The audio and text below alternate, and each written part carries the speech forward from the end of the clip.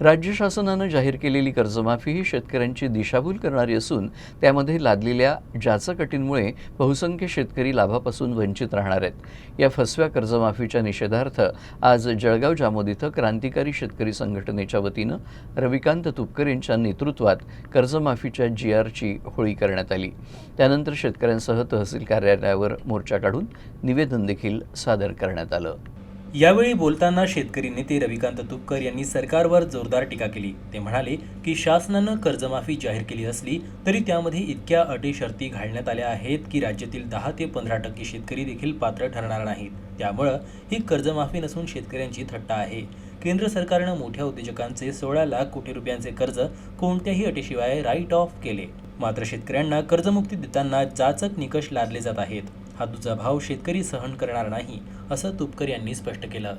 राज्य सरकारनं जी शेतकऱ्यांची कर्जमाफी केली ही कर्जमाफी फसवी आहे आणि या फसव्या कर्जमाफीच्या विरोधामध्ये आज आम्ही सरकारनं जो कर्जमाफीचा GR काढला त्या GRची भर चौकामध्ये होळी केली आणि इथं तहसील ऑफिसवर आम्ही सगळ्या शेतकऱ्यांना घेऊन आलेलो आहे।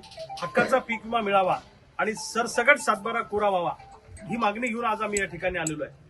सरकारला मला सांगायचंय की ज्या जाचक अटी आणि शर्ती घालून कर्जमाफी केली यामध्ये 10-15% शेतकरी सुद्धा बसणार नाही अशी परिस्थिती आहे। केंद्र सरकारनं 16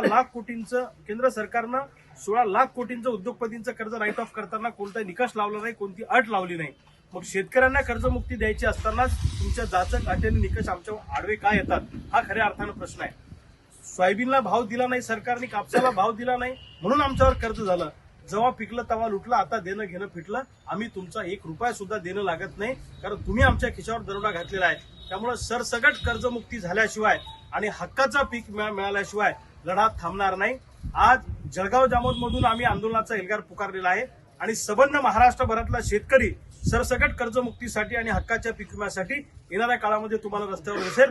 सरकारला आम्ही सळो का पळो करून सोडल्याशिवाय राहणार नाही। सरकारला जरी वाटत असेल की शेतकऱ्यांचं आंदोलन आम्ही मोडून काढू किंवा शेतकऱ्यांना दाबू, हा त्यांचा गैरसमज आहे। गावगाड्यातला शेतकरी जर खवळला तर सरकारला गुडघ्यावर आणल्याशिवाय आम्ही राहणार नाही।